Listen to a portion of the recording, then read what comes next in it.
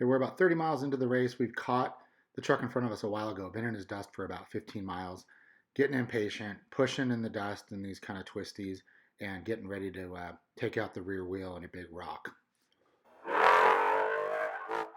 Boom, there it was.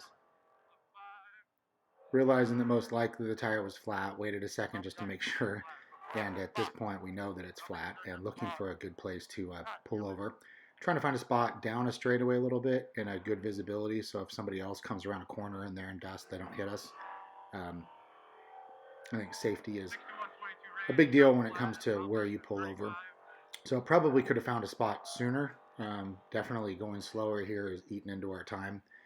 And this is me driving and Carson, my 18-year-old son, co-driving. We've not driven together for quite some time since the Baja 1018, and we also have not been practicing this. So we go to get out. Carson probably could have been out, so he was ready to jump out as soon as we stopped. But he errs on the side of safety, which is a good thing, and don't want to discourage that. The window net was a little tight. Our window nets somehow tightened up and have been a little bit more difficult to get open these days. We go out. We need to take off the a spare tire to get to the jack. The impact, the electric impact, is mounted right below the co-driver spot. So Carson was grabbing that on his way out.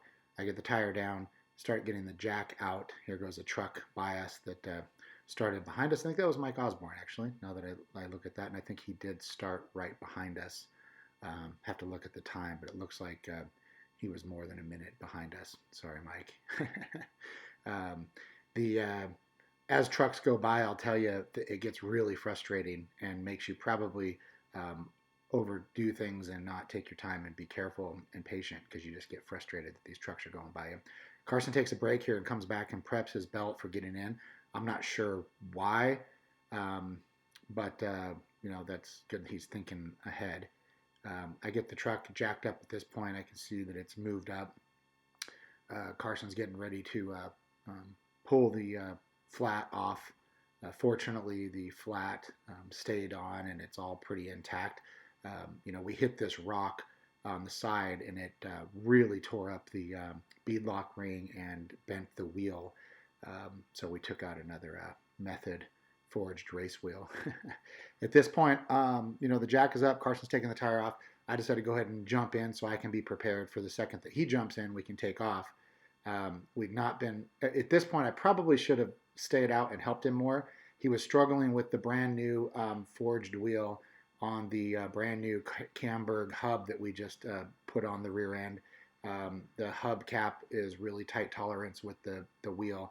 And so he's struggling with that, but I don't know this at this point. So I go to get my fat ass in here and try to get belted in.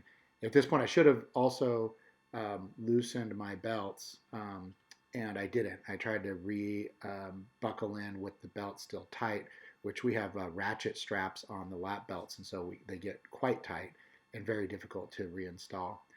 The other thing that we're learning from this is that we didn't really prep our belts well, and they were a little dirty and sticking. So as I'm trying to plug it into the cam lock was open and not latching. Here comes another truck right behind us that probably hit the exact same rock and took out their tire. I think it was a Brenthal truck, and he's pulling in and going to make it a tire changing party. And here I am still struggling. Carson's struggling with getting that new wheel on. He thought maybe it was only about a 15-20 second issue. There goes another truck by. But it looks on video that tire and wheel going back on was a little bit more difficult than we thought and took some more time. Carson comes back to put the impact in its holder. In retrospect, probably would have been better just to make one trip when he was done, but wanted to put that in so we don't forget it or lose it. And then now he's putting the jack down and putting the jack back into its carrier. Again, the jack sits underneath our spare, so you have to put it in and then the handle all goes in. Actually, the handle has to go first, then the jack, then we can put the tire on.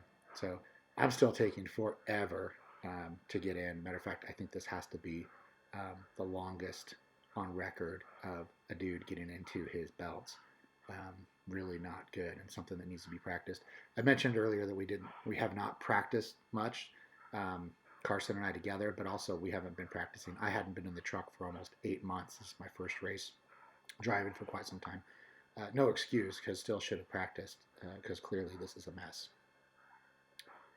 Carson's finally got the jack in and putting the tire on and strapping that down. I finally got all my belts on, helmets plugged in, tighten up the ratchet, and I'm ready to go. At this point, even with my there goes another truck by, even with my ridiculously long time getting in the belt, it occurs to me right now that I probably should have stayed out and helped him longer. We also didn't really talk about kind of the process of him getting back in, and you'll see that we have some communication issues as we get him in the truck to get going.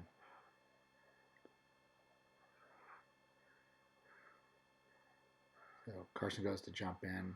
His belts are nice and prepped. And at this point, I start rolling on the side. I'm not on the race course. We're still just on the side, bushwhacking. Carson wants me to stop to let him get buckled in, which he's right. He's got his window net up. There goes another truck by. I'm not in at all. I'm just going. Trusting. Really, if we'd have practiced this, Carson should have done the first thing was window net and then get the lap belt in. And I think with lap belt and window net on a straight road, we would have been fine to get on course. But he still doesn't have his lap belt going.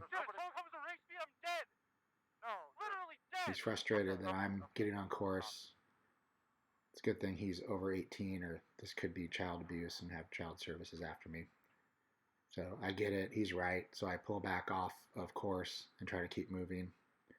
It's remarkable how in race mode you do things that are silly just because you're just so impatient and want to go, go, go, go, go.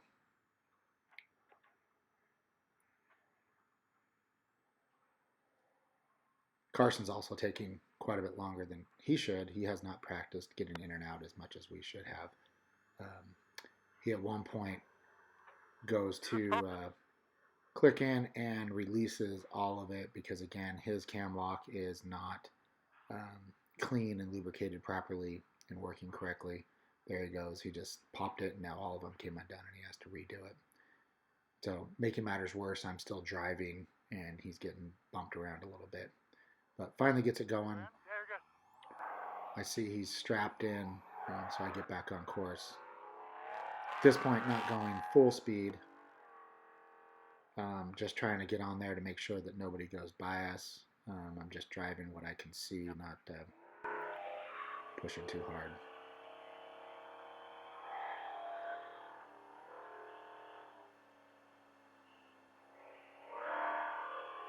All the way in? And Carson's pretty much strapped in and starting to kind of regain ability to navigate and looking at the GPS. So we start pushing along just to catch up to those other guys. And after this, we're stuck in someone's dust. I blow a corner and take out a drive line. So overall, lots to learn on this. Practice, practice, practice. Something that we need to work on, and we will. And it looks like there's some things we could do to the truck to also improve it. But mostly it's just us getting in and having the right process in place.